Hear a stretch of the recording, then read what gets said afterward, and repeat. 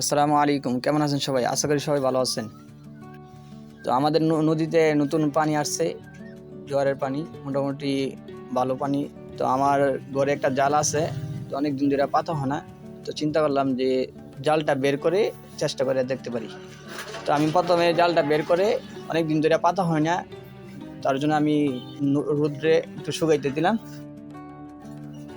তো জালটা শুকিয়ে গেছে, তো আমি জালটাকে গুছিয়ে তো আস্তে আস্তে আমি নদীর দিকে যেতে লাগলাম। যাইয়া পরে আস্তে আস্তে নামলাম।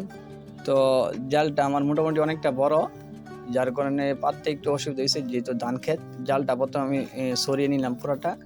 জালটা প্রথমে সরিয়ে পর্দা আমি ধান ক্ষেতের জন্য জালটা নিচে যেতেছিল না, তো আমি একটু পরিষ্কার করে তো জালটা সুন্দর করে পেতে দিলাম। তো জালটা পেতে দিয়ে আমি চলে আসলাম। তো কালকে সকালে ইনশাল্লাহ যাব। হ্যালো গাইস, আসসালামু আলাইকুম গাইস। তো দেখতে দেখতে সকাল হয়ে গেল, ফজর নামাজ পড়লাম। ফজর নামাজ পড়া, যেহেতু আমার ফজরের পরে আমার 6:30টার দিকে আমার দোকান খুলতে হয়, যার কারণে আমি চিন্তা করলাম যে সকাল সকাল জালটা নিয়ে আসি। তো আমি সকাল সকাল ঘর থেকে একটা বল নিয়ে আস্তে আস্তে যাইতেছি। যাওয়ার পর তো এই যে দেখেন আমার সুন্দরী আমার পিছা শুরু করছে।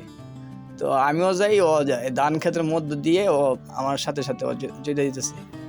যেদিকে যাই ও সেদিকেই যায়।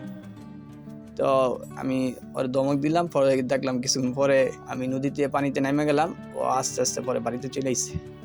তো জালের কাছে গিয়ে তো আমি পুরো অবাক হয়ে গেছি, হতবাক হয়ে গেছি। গিয়া দেখি তো আমার পানি একদম শুকিয়ে গেছে।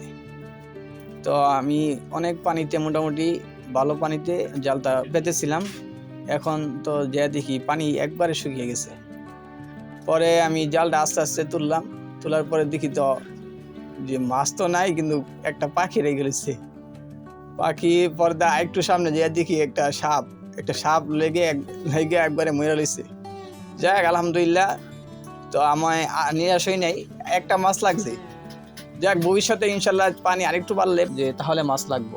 আবার তো এখন মাছ লাগবে না, কারণ বিলটা পুরাটাই কচুরি পেনা দিয়ে ভর্তি, যার কারণে মাছ এদিকে আসতেছে না। তো আলহামদুলিল্লাহ, সমস্যা নেই, পরবর্তীতে ইনশাল্লাহ চেষ্টা করে দেখবো। সবাই দোয়া করবেন। আসসালামু আলাইকুম।